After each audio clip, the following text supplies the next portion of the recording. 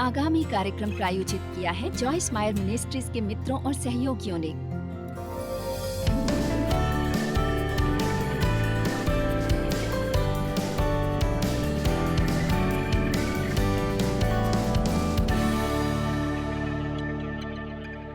प्रार्थना एक एहसास नहीं, ये एक सौभाग्य है।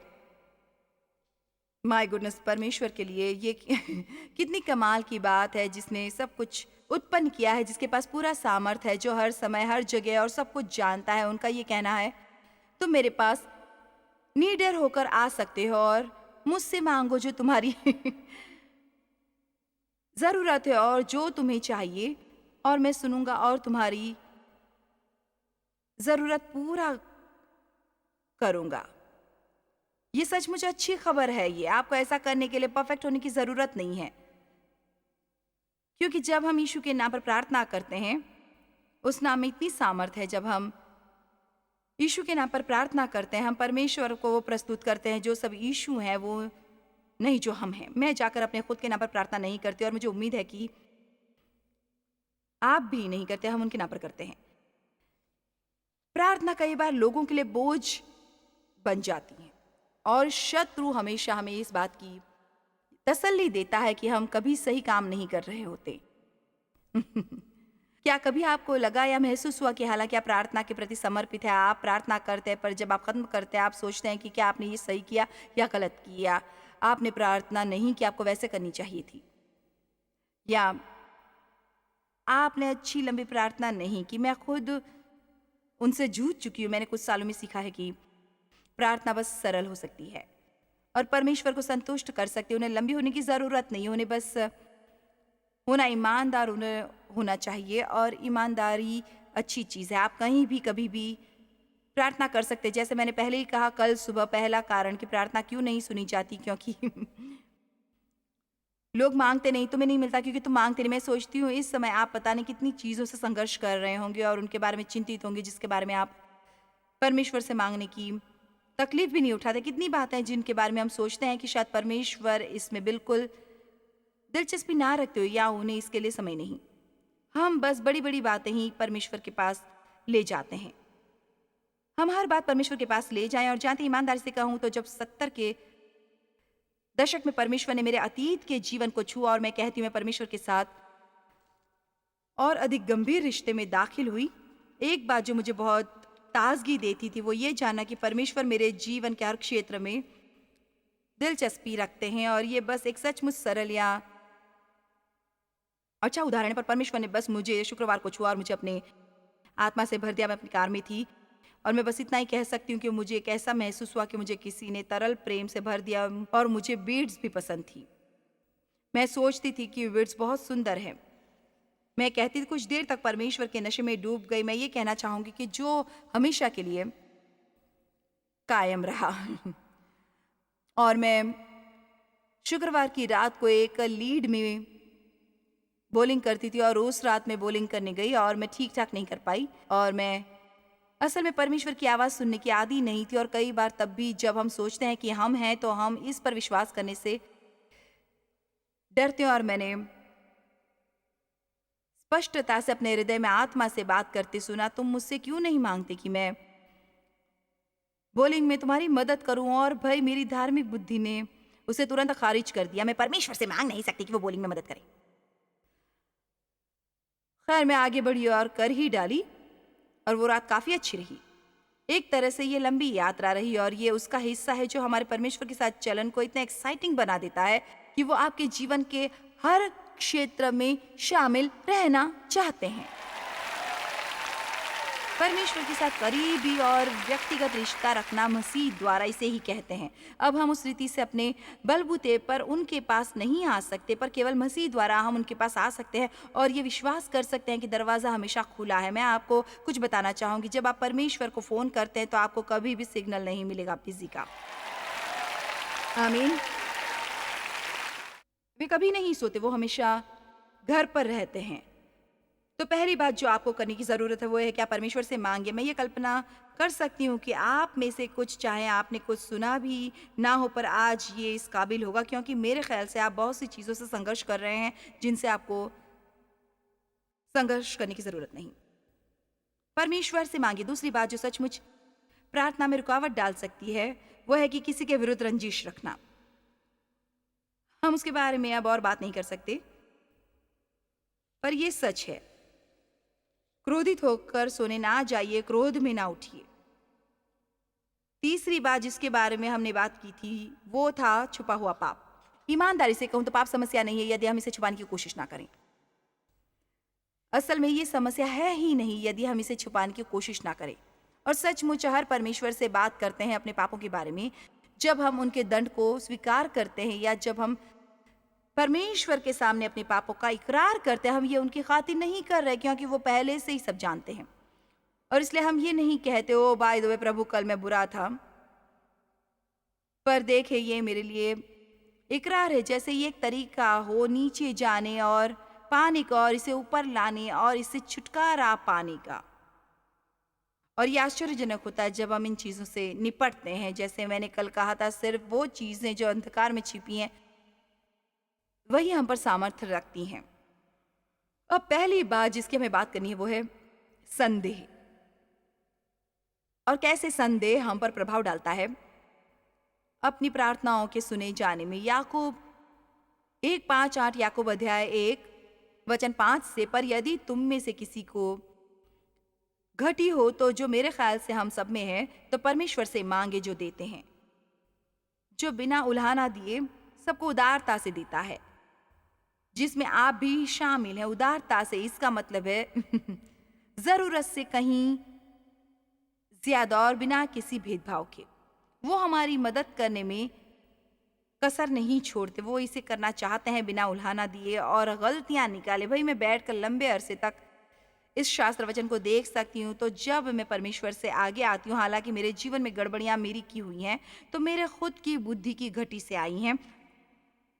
मैंने खुद को मुसीबत में डाला। शुरू से ही मैंने परमेश्वर की नहीं सुनी, मैं शांति के पीछे नहीं गई। मैं अभी भी उन सब के बीचों बीच मैं परमेश्वर के पास जा सकती हूँ और मांग सकती हूँ कि मेरी मदद करें, और वो मेरी नाम धराई भी ना करेंगे, जिसका मतलब है लज्जित करना या दोष देना, और वो मुझ में गलतियां नहीं निकालते, वो बस मेरी मदद करते हैं। अब इसका ये मतलब नहीं कि वो मुझे सिखाते नहीं, प्रशिक्षित नहीं करते और सुधारते नहीं, पर एक उदाहरण जो मैंने कई बार इस्तेमाल किया है वो ये है कि यदि आप एक बच्चा हैं जिसने इस सप्ताह अपना कोर्स नहीं किया, पर वो बाहर खेल रहा है और पड़ोस का बदमाश बच्चा उसके पीछे लग जाता है और आप उसको सुनते हैं, वो मदद के लिए चिल्ला रहे हैं, आप जाके उनके कोर्स के लिस्ट चेक नहीं करेंगे कि क्या उन्हें सभी चेक मार्क्स मिले हैं या नहीं, वरना उनके लिए ये बहुत बुरा होगा। मेरा मतलब, यदि दरवाजा नहीं खुला तो आप शायद इसे तोड़कर जाएं इसे अपने बच्चे को बाहर लाने के लिए। क्या आप मुझे सुन रहे हैं? बस हम यही करते हैं। आपने सुना? आमीन। अब इसका यह मतलब नहीं कि आप उनके कोर्स के बारे में बात नहीं करेंगे। इसका यह मतलब नहीं कि आप उन्हें सुधारेंगे नहीं, उन्हें ये बताएंगे नहीं कि उन्हें क्या करना चाहिए। आप उन्हें कुछ छोटी सी सजा दे सकते हैं, पर आप अपने बच्चों की मदद करने से इनकार नहीं करेंगे, क्योंकि वो परफेक्ट नहीं है और वो सब कुछ उस तरह से नहीं करते जैसा आप चाहते हैं कि वो करें। तो शैतान को रोकिए कि वो आपसे ना चुराए, ये सोचकर कि आपको परमेश्वर से मदद मांगने की जरूरत नहीं करनी चाहिए, क्योंकि आपने वो सब नहीं किया जो आपको करना चाहिए। बस इसको स्वीकार करें, इसको स्वीकार करें। आमीन। पर विश्वास से मांगे और कुछ संदेह ना करें, क्योंकि संदेह करने वाला हिचकिचाता है और शक करता है, समुद्र की लहर के समान है जो हवा से बहती और उछलती है। ऐसा मनुष्य ये ना समझे कि मुझसे कुछ प्रभु से मिलेगा जो उसने मांगा है। वो व्यक्ति दुचिता, हिचकिचाने वाला, संदेह से घेरे में फंसा हुआ, फैसला कभी ना करने वाला, वो स्थिर नहीं और अविश्वसनीय है और हर बात के लिए भरोसे लायक नहीं है और अपनी सारी बातों में चंचल है। अब संदेह हमें आधे रास्ते में छोड़ देता है विश्वास करने या न करने के बीच।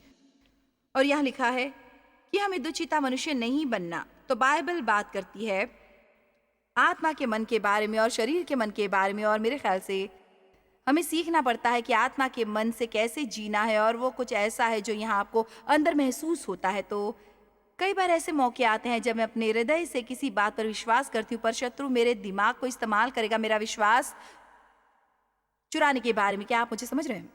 अब मैं यहाँ खड़ी रहकर आपको ये नहीं बताऊंगी कि मेरे पास कुछ निफ्टी संदेश है जिस पर आपको मैं 3 पॉइंट की sermon दे सकती हूँ कि कैसे आप दोबारा संदेह ना करें, क्योंकि मैं आपसे ईमानदारी से कहूँ तो संदेह हम सब में आता है और मैंने इसके बारे में काफ़ी सोचा है, क्योंकि मैं लोगों को वैसे जवाब नहीं देना चाहती जो मैं सोचती हूँ कि वो कारगर नहीं होंगे। इसलिए मैंने इसके बारे में सोचा, क्योंकि कई बार ऐसे मौके आते हैं जब मुझे संदेह होता है और कई बार जब मैं उपदेश देती हूँ और पता है मेरे ख्याल से मुझे सही प्रतिक्रिया नहीं मिल रही जो मेरे ख्याल से मुझे मिलनी चाहिए, तो मैं शत्रु को ये कहते सुनती हूँ कि ये सही संदेश नहीं है। और इस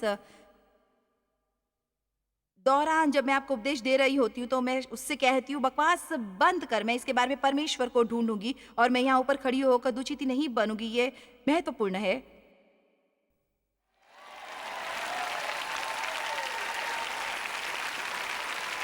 कि हम विश्वास करें प्रकटीकरण तक। और मैं आपको बेशक बता सकती हूँ कि संदेह आपके मन में विरुद्ध उठाता है और तभी आपको जाना पड़ता है आत्मा के मन पर और बहुत बार वापस जाना पड़ता है शास्त्र वचन पर। वचन में क्या लिखा है पता है? कोई फर्क नहीं पड़ता कि मैं कैसा महसूस करता हूँ, इससे कोई फर्क नहीं पड़ता कि मैं क्या सोचता हूँ, इससे कोई फर्क नहीं पड़ता कि लोग क्या करते हैं, इससे कोई फर्क नहीं पड़ता कि मेरी परिस्थितियां क्या हैं। सिर्फ एक ही बात है जिससे फर्क पड़ता है, वो है कि वचन में क्या लिखा है। यही मायने हैं इसके कि वचन पर चलना। तो जिसका मैं जोरदार सुझाव देना चाहती हूँ वो है, जब आप विश्वास में किसी बात के लिए खड़े होते हैं या और आपने परमेश्वर से कुछ मांगा है और ये बस हो नहीं रहा, चलो मेरा मतलब ये है कह लें कि आप परमेश्वर पर विश्वास कर रहे हैं अपने किसी एक बच्चे के उद्धार के लिए, और जितना ज्यादा प्रार्थना करते हैं उतना बुरा व्यवहार वो करते हैं। ये असल में इतना सामान्य नहीं, क्योंकि क्या होता है जब आप प्रार्थना करते हैं, और शायद ये ऐसा होता है कि जिसके बारे में आपने कभी सोचा नहीं होता, जब हम किसी और के लिए प्रार्थना करते हैं परमेश्वर उनसे निपटना शुरू करते हैं।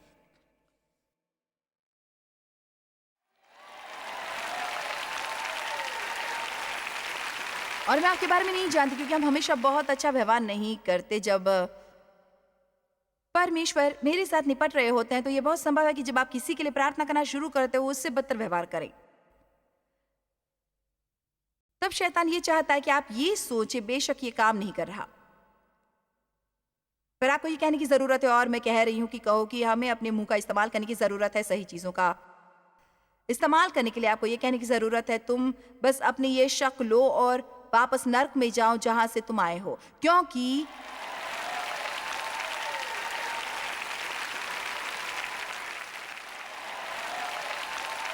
ये परमेश्वर की इच्छा है कि सभी को उद्धार मिले। मैंने प्रार्थना की और विश्वास किया है कि परमेश्वर मेरी ओर से इस समय कार्य कर रहे हैं, और ना केवल इच्छा जो जवाब लाने में मदद करती है, पर इसका ये बहुत अच्छा लाभ भी है। इस बीच आप खुश और उत्साहित रहिए। हर कोई एक्साइटेड रहता है जब वो किसी भी क्षण एक सफलता की उपेक्षा करता हो। यही इसका मतलब है कि आशा में जीना, एक सकारात्मक उपेक्षा की कोई कुछ अच्छा कभी किसी भी क्षण होने वाला है, बजाय सुबह उठकर ये कहने के ओ मैं इस दिन से घबरा रहा हूं, मैं इस दिन से घबरा रहा हूं। हमको जरूरत है कि हम नींद से उठे और सोचे मैं उतावली हूं ये देखने के लिए आज क्या होने वाला है। आमीन। मरकुस 11:23-24 में लिखा है, मैं तुमसे सच कहता हूं कि जो कोई इस पहाड़ से कहे तू उखड़ जा और समुद्र में जा पड़ और अपने मन में संदेह ना करे। इसमें असल में ये नहीं लिखा गया कि संदेह आपके मन में नहीं आएगा, और अपने मन में संदेह ना करे वरन प्रतीति करे जो कहता हूं वो हो जाएगा, तो उसके लिए वही हो जाएगा। इसलिए मैं तुमसे कहता हूं कि जो कुछ तुम प्रार्थना करके मांगो तो प्रतीति कर, भरोसा करो और विश्वास करो कि तुम्हें मिल गया और तुम्हारे लिए हो जाएगा। अब हमने कल रात इसके बारे में बात की, मुझे ये विश्वास करने की जरूरत है कि मुझे मिल गया इससे पहले कि मैं इसे देखूं। क्या आपने मुझे सुना? हमें ये विश्वास करने की जरूरत है कि हमारे देखने से पहले ही ये हमें मिल गया है। क्या ये उन लोगों के लिए कठिन है जिन्हें आदत नहीं इस तरह जीने की? आप उस पर कैसे विश्वास कर सकते हैं जो आपने देखा नहीं? क्योंकि हमारे दो तरह के जीवन है, हमारा एक है आत्मिक जीवन और हमारे है कुदरती शारीरिक जीवन। और हमारा जो आत्मिक भाग है वो देखा नहीं जा सकता, वो एक अदृश्य संसार में काम करता है जहाँ अदृश्य और एक शानदार चीज़ें होती रहती हैं। और जब परमेश्वर आपके जीवन में कुछ अचानक करते हैं, उसका ये मतलब नहीं कि ये तब हुआ जब उन्होंने इस पर काम करना शुरू किया। परमेश्वर पहले से ही काम पर लग गए थे।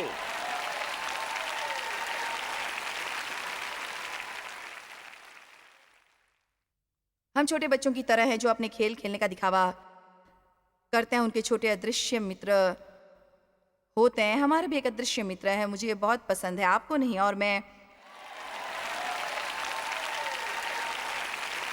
अपने अदृश्य मित्र से बात करती हूँ। ओके, ये इतना बढ़िया शास्त्र वचन है 2 कुरिन्थियों 4:13, इसलिए कि हम में वही विश्वास की आत्मा है जिसके विषय में लिखा है, मैंने विश्वास किया इसलिए मैं बोला। अतः हम भी विश्वास करते हैं इसलिए बोलते हैं। तो मैं कह रही हूँ कि जब संदेह उत्पन्न होता है, अपना मुंह खोलिए और उसका इकरार करें जो आप विश्वास कर रहे हैं। वो झूठ नहीं जो शैतान आपको बता रहा है, सिर्फ इसलिए क्योंकि एक बेईमान आपके दरवाजे पर दस्तक देता है, इसका ये मतलब नहीं कि उसे आपको अंदर आने देना है। फिर संदेह का एक और पहलू, यदि आप परमेश्वर के बारे में कुछ जानते हैं,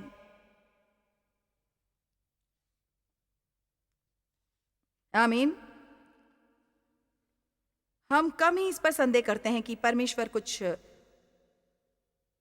कर सकते हैं, पर हम इस पर संदेह करते हैं कि वो ये हमारे लिए करेंगे। कई बार ये आसान होता है कि किसी और को बताना कि परमेश्वर उसके लिए क्या करने वाले हैं और उनके लिए इस पर विश्वास करना बजाय अपने लिए विश्वास करने के। वो इसलिए कि हम सब अपनी सब गलतियों की ओर देखते हैं। और मैं ये नहीं कह रही कि हम बेतरतीब जीवन जिएं और इसकी परवाह ना करें कि हम कैसे जी रहे हैं, और ये कि आप जानते हैं कि परमेश्वर हर चीज़ पर हाथ रखते हैं। मैं ये बिल्कुल नहीं कह रही परमेश्वर दयावान है, पर मैं किसी ऐसे के बारे में कह रही हूँ जिसका हृदय परमेश्वर की ओर सही है। और पता है, मैं गलतियां करती हूँ। मुझे शक है कि कोई दिन नहीं गुजरता होगा जब मैं गलती ना करूं, और मैं क्षमा चाहती हूँ यदि मैं आपको परेशान करती हूँ, पर मैं उस पर फोकस्ड नहीं हूँ जो मुझ में खराबी है।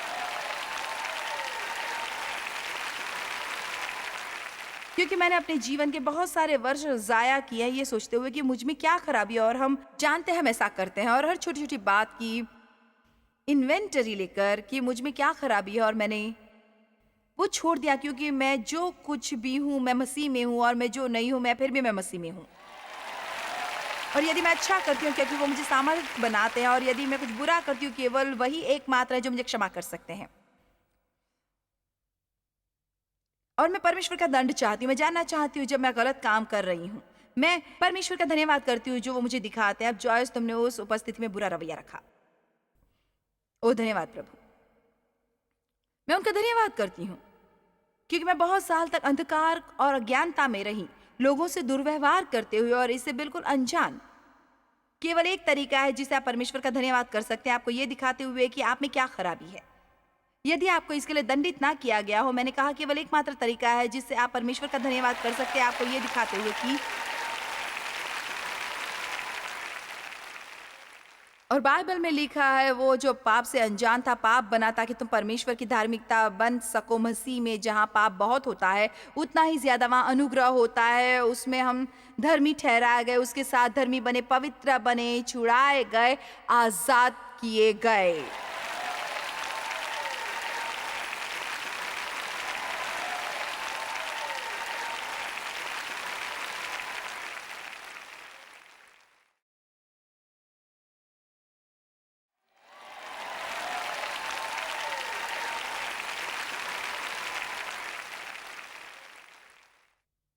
हमारा मुकम्मल ना होने का कोई लेना देना नहीं परमेश्वर की योग्यता से और हमारी प्रार्थना सुनने की इच्छा से। अब आप जानते हैं, यदि किसी के जीवन छिपा हुआ पाप है और वो गलत ढंग से जी रहे हैं और वे उस किसी भी बात पर ध्यान नहीं दे रहे जो परमेश्वर कह रहे हैं, फिर अवश्य ही वे परमेश्वर की मर्जी के भीतर है कि वो इस सुनने को रोके रखे जब तक कि वो आपका ध्यान ना आकर्षित कर सकें और आपको प्रायश्चित के उस मुकाम तक ले जा सके। यह उससे बिल्कुल भी अलग नहीं है जिससे हम अपने बच्चों से निपटते हैं। मैं पहले आपको अपना वचन दूंगा, पर यदि तुम वो नहीं करोगे जो मैंने तुमसे करने को कहा है, अंत में मुझे तुम्हारी परिस्थितियों पर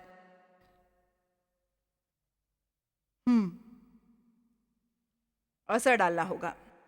मैं इसे इतना स्पष्ट कर सकती हूँ, ये इतना शानदार शास्त्र वचन है। इब्रानियों 4:15-16 मुझे पढ़ना ही होगा, बिना पढ़े मैं रह नहीं सकती, क्योंकि हमारा ऐसा महायाजक नहीं जो हमारी निर्बलताओं में हमारे साथ दुखी ना हो सके, वरन वो सब बातों में हमारे समान परखा तो गया तो भी निष्पाप निकला। यीशु जानते हैं कि मानवीय शरीर में होना कैसा होता है, और संदेह आते हैं, परीक्षाएं आती हैं और बेसब्री आती हैं। वे ये सब समझते हैं, उनसे बिना पाप के ये सब पूरा किया, और उन्होंने ये हमारे लिए किया, और अब हमें वो फल मिलता है जिसके वो हकदार हैं। इसलिए आओ हम अनुग्रह के सिंहासन के निकट हियाव बांध कर चलें कि परमेश्वर का सिंहासन हो। हम पापियों को अयोग्य होते हुए अनुग्रह देता है, हम पर दया हो, और वो अनुग्रह पाए जो आवश्यकता के समय हमारी सहायता करें। सही सहायता और समय पर सहायता तब आती है जब हमें इसकी आवश्यकता है, तो कभी पीछे मत हटे। परमेश्वर से मांगिए कि वो आपकी मदद करे। पता है मेरे लिए, और इस तरह से मैं बहुत से सुबह शुरुआत करती हूँ। हे पिता, आज आपके पास आती हूँ यीशु के नाम पर,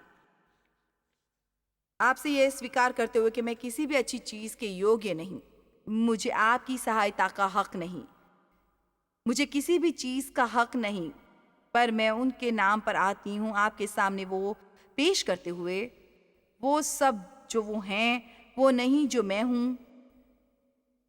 मेरा विश्वास यीशु में है, और उसी के कारण मैं निडरता से आपके सिंहासन के समीप आ सकती हूँ और अपनी जरूरतें पूरी कर सकती हूँ। खैर, मैं व्यक्तिगत रूप से आपको प्रोत्साहित करना चाहूंगी कि आप प्रार्थना करने के बारे में हर बात सीखें। कोई और बात आपके जीवन को रूपांतरित नहीं कर पाएगी, इससे अधिक कि आप परमेश्वर से बात करें किसी भी और हर चीज के बारे में। और यदि आप ये सोच रहे हैं, हाँ, वे अवश्य ही परवाह करते हैं, ना केवल आपकी पर हर उस बात की जो आपके जीवन में हो रही है। कुछ भी ऐसा नहीं जिसके बारे में आप परमेश्वर से बात नहीं कर सकते। और याद रखिए कि इस समय आप चाहे किसी भी दौर से गुजर रहे हो, परमेश्वर के आपके जीवन के लिए बहुत शानदार प्लान्स हैं। जॉयस मायर मिनिस्ट्रीज में आप हमारे लिए बहुत ही कीमती हैं, जितना कि आप जानते हैं। हम आपकी सराहना करते हैं और इस सेविकाई को दुनिया भर में संभव बनाने के लिए हम अपने दोस्तों और सहभागियों को धन्यवाद देते हैं। हम साथ मिलकर भूखों को खाना खिलाते हैं, गरीबों को कपड़े देते हैं और कई देशों में सुसमाचार बांटते हैं। अपना प्रार्थना निवेदन भेजने के लिए कृपया आज ही संपर्क कीजिए। हमारे स्रोतों के बारे में और भी जानिए। जॉयस की सभाओं की सूची देखिए हमारे साथ सहभागी बनने के लिए, क्योंकि हम दुनिया भर में मसीह के प्रेम को बांटते हैं।